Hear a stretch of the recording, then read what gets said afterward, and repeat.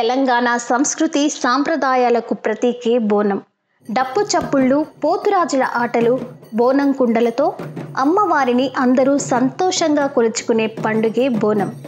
గ్రామ దేవతలైన ఎల్లమ్మ, పోచమ్మ, మైసమ్మ, బాలమ్మ, ముత్యాలమ్మ, మహంకాలమ్మ, పెద్దమ్మలకు పసుపు కుంకుమలు, చీరసారెలు, భోజన నైవేద్యాలతో మొక్కులు చెల్లించే సంబురమే బోనం.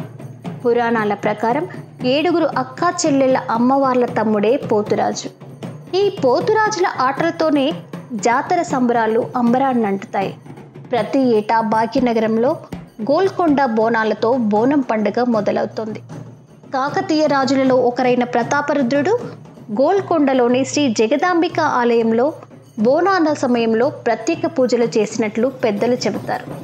ఆ తర్వాత వచ్చిన ముస్లిం నవాబులు సైతం ఇక్కడ పూజలు జరుపుకునేందుకు అనుమతి ఇచ్చారట.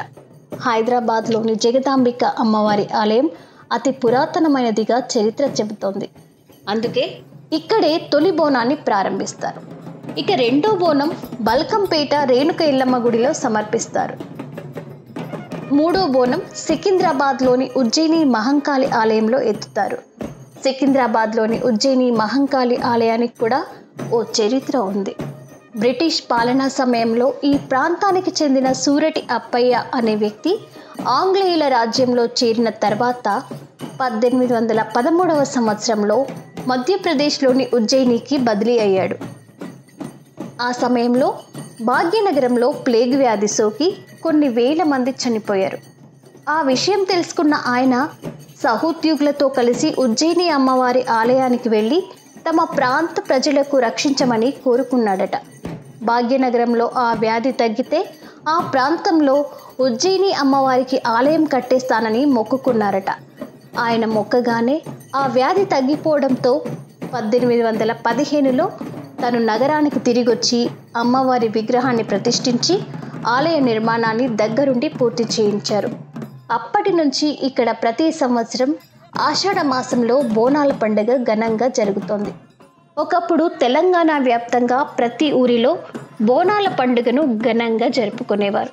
అందుకే ఈ బోనాల పండుగ తెలంగాణ ప్రభుత్వం రాష్ట్ర పండుగగా గుర్తించి ప్రతి ఏటా సర్కార్ ఆధ్వర్యంలో నిర్వహిస్తూ వస్తోంది. ఈ సందర్భంగా బోనాల పండుగ సందర్భంగా తమ కుటుంబాన్ని సుఖశాంతులతో కాపాడాలని, తమకు ఏ ఆపద రాకుండా చూడాలని అమ్మవార్లని కోరుకుంటారు.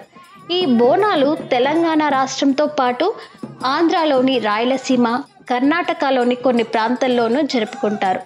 అన్నం, పాలు, పెరుగుతో తయారు చేసిన బోనాన్ని మట్టి కుండలో లేదా రాగి కుండతో తయారు చేస్తారు. అనంతరం బోనం కుండలకు వేపాకులు, పసుపు, కుంకుమతో అలంకరించి కుండ పైన ఓ దీపాన్ని పెడతారు.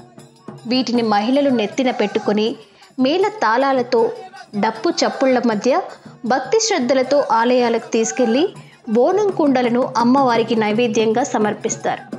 ఆషాఢంలో అమ్మవారు పుట్టింటికి వస్తారని చాలామంది నమ్ముతారు. అందుకే బోనం వండి అమ్మవారికి సమర్పించడమే ఈ పండుగ ముఖ్య ఉద్దేశం.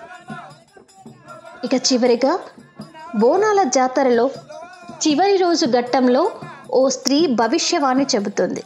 దీన్ని రంగం అంటారు.